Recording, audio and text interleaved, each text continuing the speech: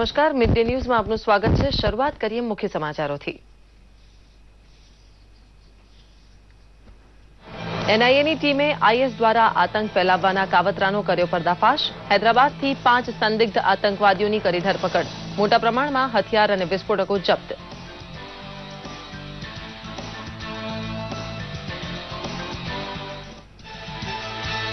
જમ્મુ કાશ્મીરના પુલવામામાં સૈન્ય સાથેની અથડામણમાં 2 આતંકી ઠાર। સોપેરામાં 2 આતંકીઓ ગિરફ્તાર। ગૃહમંત્રી રાજનાથ સિંહ આવતીકાલે જમ્મુ કાશ્મીર જઈ સુરક્ષા સ્થિતિની કરશે સમીક્ષા।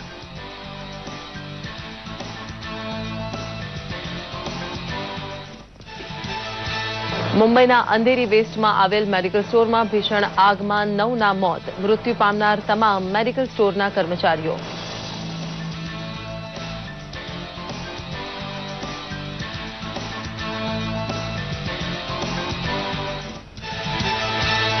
આગામી 3 દિવસ ગુજરાતમાં ઘણા સ્થળોએ ભારે વરસાદની હવામાન વિભાગની આગાહી। ઉત્તર ગુજરાતમાં મેઘરાજાની પધરામણી। છેલ્લા 24 કલાકમાં સૌથી વધુ 65 મિલીમીટર વરસાદ મહેસાણા જિલ્લાના બહુચરાજીમાં નોંધાયો।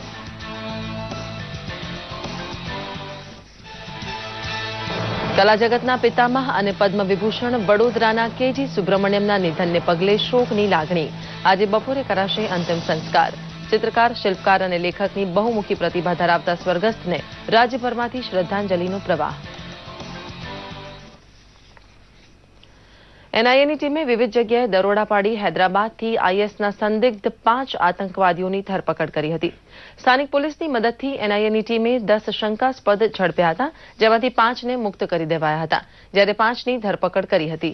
આ આતંકીઓ પાસેથી મોટા જથ્થામાંથી હથિયાર, વિસ્ફોટક સામગ્રી, રોકડ રકમ અને 25 મોબાઈલ જપ્ત કરાયા છે। આઈએસઆઈએસ સાથે સંબંધ રાખનારા આ 5 આરોપીઓ પર વિવિધ સ્થળે હુમલાનું કાવતરું કરવા અને આતંક ફેલાવવાનો આરોપ લગાવાયો છે। છેલ્લા કેટલાક દિવસથી જમ્મુ કાશ્મીરમાં આતંકીઓએ દહેશત ફેલાવી છે, ત્યારે સેનાના જવાનોને આતંકીઓને ઠાર કરવામાં સફળતા મળી છે। પુલવામા આતંકીઓ સાથેની અથડામણમાં સેનાના જવાનોએ 2 આતંકીઓને ઠાર માર્યા છે। આ બંને આતંકી લશ્કરે તોયબાના હોવાનું મનાઈ રહ્યું છે। પુલવામા હજુ અથડામણ ચાલુ છે। કેન્દ્રીય ગૃહમંત્રી રાજનાથ સિંહ સ્થિતિની સમીક્ષા કરવા માટે આવતીકાલે જમ્મુ કાશ્મીરની 2 દિવસની મુલાકાતે જશે। આ તરફ જમ્મુ કાશ્મીરના સોપેરમાં હિજબુલ મુજાહિદ્દીનના 2 આતંકવાદીઓની સુરક્ષા દળોએ ધરપકડ કરી છે। આતંકવાદીઓ પાસેથી મોટા જથ્થામાં હથિયારો મળી આવ્યા છે। મનાઈ રહ્યું છે કે આ આતંકીઓ હિજબુલ મુજાહિદ્દીનના કમાન્ડર સમીર અહેમદ વાણીની નજીકના માણસો છે, જેને મંગળવારે નાગરી ગામમાં ઠાર કરાયો હતો। આતંકીઓના નામ શૌકત અહેમદ ભાટ અને તનવીર અહેમદ દાર હોવાનું જાણવા મળ્યું છે। આ આતંકીઓની પૂછપરછ થઈ રહી છે। મુંબઈના અંધેરી વેસ્ટમાં જુહી ગલીમાં આવેલા એક મેડિકલ સ્ટોરમાં ભીષણ આગ લાગતા 9 લોકોના મોત થયા છે। સવારે 6 વાગે અચાનક આગ લાગી હતી। ઘટનાની જાણ થતાં જ ફાયર બ્રિગેડની ટીમ તુરંત એ સ્થળે પહોંચી ગઈ હતી અને આગ ઉપર કાબુ મેળવી લીધો હતો। હજુ સુધી આગ લાગવાનું કારણ સ્પષ્ટ થઈ શક્યું નથી। જો કે પ્રાથમિક તપાસમાં શોર્ટ સર્કિટને કારણે આગ લાગી હોય તેવું પોલીસનું અનુમાન છે। મૃત્યુ પામેલા તમામ લોકો મેડિકલ સ્ટોરમાં કામ કરનારા કર્મચારીઓ હતા। મેડિકલ સ્ટોરના માલિક અને તેમાં કામ કરતા કર્મચારીઓ એક જ બિલ્ડિંગના બીજા માળમાં રહેતા હતા। ગ્રાઉન્ડ ફ્લોર પર મેડિકલ સ્ટોર હતો। જ્યારે આગ લાગી ત્યારે આખી બિલ્ડિંગ આગની ઝપેટમાં આવી ગઈ હતી। સમગ્ર મામલાની હવે પોલીસ તપાસ કરી રહી છે। રાજ્યભરમાં સાર્વત્રિક ચોમાસાની શરૂઆત થઈ ગઈ છે, ત્યારે હવામાન વિભાગે આગામી 3 દિવસ ઉત્તર ગુજરાત સહિત ગુજરાત રિજિયન, સૌરાષ્ટ્ર, કચ્છ, દીવ દમણ, દાદરાનગર હવેલીમાં ભારે વરસાદની આગાહી કરી છે। દરમિયાન ગઈકાલે વલસાડ અને ઉમરગામમાં 3 ઇંચ વરસાદ થયો હતો, જેથી ઠેર ઠેર પાણી ભરાવવાની સમસ્યા સર્જાઈ હતી। તો નવસારીમાં 2.25 ઇંચ અને જલાલપોરમાં 2.5 ઇંચ વરસાદ પડ્યો હતો। ઉપરાંત ઉત્તર ગુજરાતમાં પણ મેઘરાજાએ પધરામણી કરી છે। મહેસાણા, વિસનગર અને ખેરાલુમાં મોડી રાતે વરસાદ થયો હતો, તો બહુચરાજીમાં 2.5 ઇંચ વરસાદ નોંધાયો। પાટણ જિલ્લામાં છૂટાછવાયા વરસાદી ઝાપટા પડ્યા, તો બનાસકાંઠા જિલ્લાના થરાદમાં અડધા કલાકમાં 1/2 ઇંચ વરસાદ થયો હતો। આ બાજુ કચ્છમાં પણ મેઘરાજા રીઝ્યા હતા અને અબડાસા, નખત્રાણા સહિતના પંથકમાં ધીમી ધારે વરસાદ થયો હતો। ઉપરાંત સૌરાષ્ટ્રમાં ગીર સોમનાથ, પોરબંદર, મોરબી અને જૂનાગઢમાં સારો વરસાદ થયો હતો। છેલ્લા 24 કલાકમાં રાજ્યના 33 જિલ્લાના 151 તાલુકાઓમાં નોંધપાત્ર વરસાદ થયો હતો, જેમાં મહેસાણા જિલ્લાના બેચરાજીમાં સૌથી વધુ 65 મિલીલીટર વરસાદ નોંધાયો હતો। કલા જગતના પિતામહ એવા પદ્મ વિભૂષણ કલાગુરુ કેજી સુબ્રમણ્યમના વડોદરામાં થયેલા નિધનના પગલે શોકની લાગણી ફરી વળી છે અને ગુજરાતભરમાંથી એમને શ્રદ્ધાંજલિનો પ્રવાહ ચાલુ છે. આજે બપોરે 12:30 વાગ્યાના અરસામાં સ્વર્ગસ્થના નિવાસસ્થાનેથી અંતિમ યાત્રા નીકળી હતી. બાદમાં એમના પાર્થિવ દેહના અંતિમ સંસ્કાર કરાશે. તેઓ 92 વર્ષના હતા. કેજી સુબ્રમણ્યમનો જન્મ 1924માં કેરળમાં થયો હતો. ગાંધીવાદી વિચારધારા ધરાવતા સુબ્રમણ્યમે 1951માં વડોદરાની MS યુનિવર્સિટીમાં કલા શિક્ષક તરીકે જોડાયા હતા. તેમને વિવિધ 18 એવોર્ડથી સન્માનિત કરવામાં આવ્યા હતા. તેમના ચિત્રો અને શિલ્પોનું પ્રદર્શન દેશ વિદેશમાં કરવામાં આવતું હતું. તેમણે 13 જેટલા પુસ્તકો પણ લખ્યા હતા. बहुत बड़ा नुकसान है क्योंकि उनके पास बैठ के जितना एक आदमी इंस्पायर होता था, जितना चीज़ें उनके पास बैठ के शेयर करने में चीज़ें सीखने को मिलती थी, तो ऐसा लगता था कि still we are missing a lot and still we have to learn a lot, you know. So आज महसूस हो रहा है कि हमने बहुत बड़ा चीज़ कुछ खोया है. और भारतना कला जगतने पण मोटी खोट છે કારણ કે આવા કલાકાર વારંવાર આવતા નથી. એક અભૂતપૂર્વ એવું વ્યક્તિત્વ હતું કે એમણે અનેક પ્રકારનું કામ કર્યું, ચિત્રો, શિલ્પો, મ્યુરલ્સ, પછી પ્રિન્ટ્સ. એ ઉપરાંત એમણે લખ્યું, પુસ્તકો લખ્યા. એ ઉપરાંત એમણે ઘણા બધા વ્યાખ્યાનો આપ્યા અને વર્ષો લગી ભણાવ્યું. ખેડા જિલ્લાના મહેમદાવાદ ખાતે જિલ્લા ભાજપની કારોબારી સભા યોજાઈ હતી. સાંસદ દેવુસિંહ ચૌહાણના અધ્યક્ષસ્થાને મહેમદાવાદના શિક્ષક ભુવનમાં ભાજપની પ્રથમ કારોબારી મળી હતી, જેમાં પક્ષના ઉપપ્રમુખ જયસિંહ ચૌહાણે પણ હાજરી આપી હતી. ભાજપના કાર્યકર્તાઓએ મહાનુભાવોનું ખુલ્લી જીપમાં સરઘસ કાઢી સ્વાગત કર્યું હતું. તો ત્યારબાદ સરકારી શાળામાં વૃક્ષારોપણ કાર્યક્રમ પણ રાખવામાં આવ્યો હતો, જે બાદ કારોબારીનો પ્રારંભ કરાવાયો હતો. કારોબારીમાં વિધાનસભાના મુખ્ય દંડક પંકજભાઈ દેસાઈએ કાર્યકરોના ઉત્સાહની પ્રશંસા કરી હતી.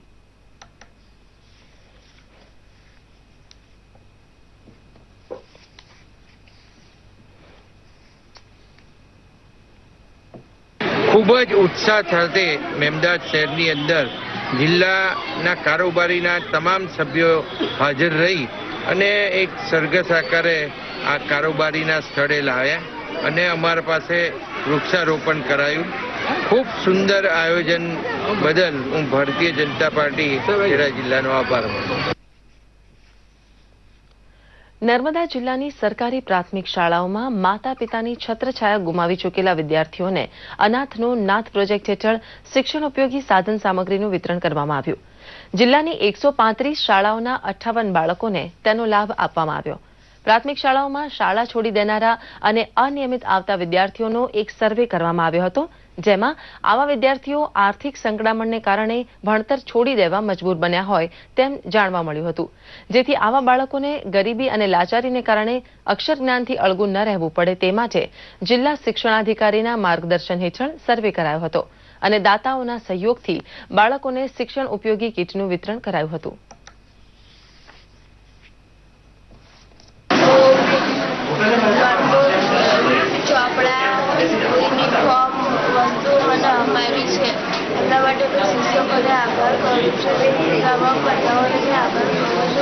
જે બાળકો માતા પિતાની છત્રછાયા ગુમાવી બેઠા છે એવા અનાથ બાળકોનો સર્વે કરી 58 જેટલા બાળકો આપણા નાંદોદ તાલુકાની 135 શાળાઓમાંથી મળેલ છે. આ બાળકોને 1 થી 8 ધોરણની અંદર ઉપયોગી એવી શૈક્ષણિક કીટ, કપડાં, water bag, lunch box, pencil, rubber, સંચો અને નોટબુકો અને ચોપડા, છત્રી આ બાબતોનું અમે વિતરણ કરી બાળકો પોતાનું શૈક્ષણિક કાર્ય સારી રીતે કરી શકે એ માટે ભવિષ્યની અંદર પણ આ બાળકોને મદદરૂપ થવા આ પ્રોજેક્ટ અમલમાં મૂક્યો છે. આવનારા દિવસોમાં આખા નર્મદા જિલ્લાના બધા જ બાળકો સુધી પહોંચવાની અમારી નેમ છે અને આ પ્રોજેક્ટ આ તમામ બાળકોને આવરી લઈને તમામ દાતાઓના સહયોગથી અમે કરી રહ્યા છીએ. ગીત સંગીત ક્ષેત્રમાં સૌપ્રથમ ISO 900 ટીક્યુટી સર્ટિફિકેટ મેળવી રાજકોટના ગ્રુપે રાજ્યનું ગૌરવ વધાર્યું છે. સામાન્ય રીતે ઉદ્યોગમાં જોવા મળતું ગુણવત્તાનું ISO સર્ટિફિકેટ રાજકોટના જાણીતા કલાકાર તેજસ સિંસાગિયાના ઝીલ એન્ટરટેનમેન્ટ ગ્રુપને મળ્યું છે. સૌપ્રથમવાર આ સર્ટી મળતા કલા સાથે જોડાયેલા આ ગ્રુપે આંતરરાષ્ટ્રીય સ્તરે સિદ્ધિ હાંસલ કરી છે. કલાકાર તેજસભાઈએ દૂરદર્શનના અનેક કાર્યક્રમોમાં અભિનયના ઓજસ પાથર્યા છે. હાસ્ય કલાકાર તરીકે કારકિર્દી શરૂ કરનારા તેજસભાઈએ પોતાનું કલા ગ્રુપ બનાવ્યું હતું, જેની સિદ્ધિએ માત્ર રાજકોટ નહીં પરંતુ રાજ્યનું ગૌરવ વધાર્યું છે.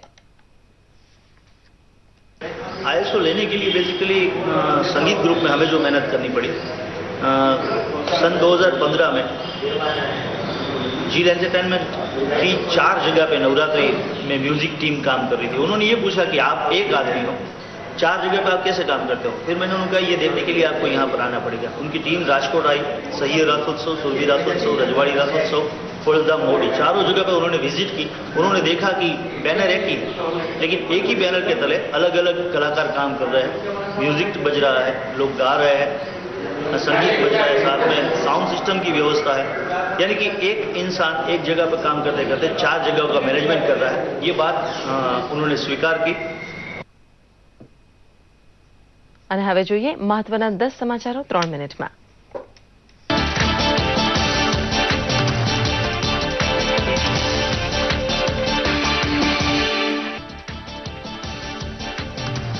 પ્રધાનમંત્રી નરેન્દ્ર મોદીએ 13મી પ્રગતિ બેઠકમાં કેન્દ્રીય યોજનાઓની કરી સમીક્ષા. ટિકિટ, હોટેલ બુક કરાવવા જેવા ઈ કોમર્સ ક્ષેત્રમાં ફરિયાદોના ત્વરિત નિવારણના આપ્યા આદેશ. 10 દિવસમાં અસરકારક કાર્યવાહી કરવા કર્યું સૂચન. રેલવેમાં ફાઇનાન્સ અને સંશોધન માટે દિલ્હીમાં કરાયા હસ્તાક્ષર. વડોદરાના રાષ્ટ્રીય રેલ વિશ્વવિદ્યાલયમાં કરાશે સામેલ. 1924 થી 1947 સુધીના રેલવે બજેટ ભાષણના સંકલનો કરાયા પ્રકાશિત. એનએસજીમાં ભારતના સભ્યપદ માટે ચીનના વિરોધ બાદ અમેરિકા આવ્યું ભારતના સમર્થનમાં. કહ્યું, કોઈ એક દેશના વિરોધના પગલે ના તોડી શકાય આંતરરાષ્ટ્રીય સહમતિ. અમેરિકાના રાજકીય મામલાના ઉપમંત્રી ટોમ શેનોને કહ્યું, ભારત અમેરિકા આ અંગે કરશે ચર્ચા. બેંક લોન છેતરપિંડી મામલે વિશેષ અદાલતે વિજય માલ્યાને 29 જુલાઈએ હાજર થવા કર્યો આદેશ. ઈડીની રજૂઆત બાદ વિશેષ અદાલતે કર્યો આદેશ. દિલ્હી યુનિવર્સિટીમાં પ્રવેશ માટે પહેલી કટ ઓફ લિસ્ટ થઈ જાહેર. કટ ઓફ લિસ્ટમાં આંકડો 98.75% પર અટક્યો. બીજું લિસ્ટ 5મી જુલાઈએ થશે જાહેર.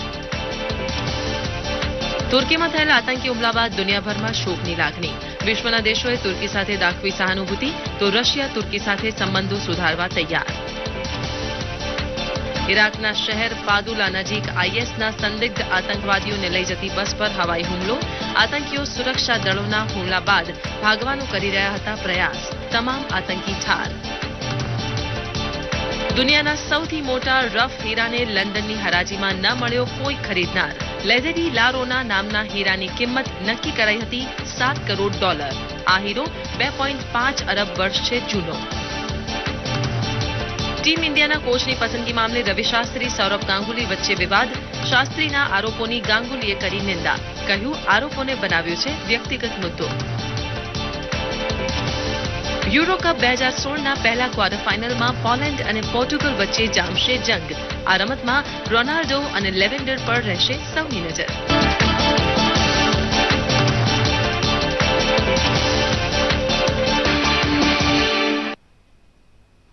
આણંદમાં એચઆઈવી ગ્રસ્ત લોકોના હકો અને રક્ષણ અંગે કાનૂની શિક્ષણ શિબિર યોજાઈ ગઈ હતી. જિલ્લા કાનૂની સેવા સત્તામંડળ અને મુખ્ય જિલ્લા ન્યાયાધીશ GN રાણાના માર્ગદર્શન હેઠળ આ શિબિરનું આયોજન કરાયું હતું. શિબિરમાં એચઆઈવી ગ્રસ્ત લોકોને સામાન્ય નાગરિકોની જેમ સમાન અધિકારો મળવા જોઈએ તે અંગે ચર્ચા થઈ. સાથે જ અસરગ્રસ્તોને જરૂરી શિક્ષણ પૂરું પાડવામાં આવ્યું.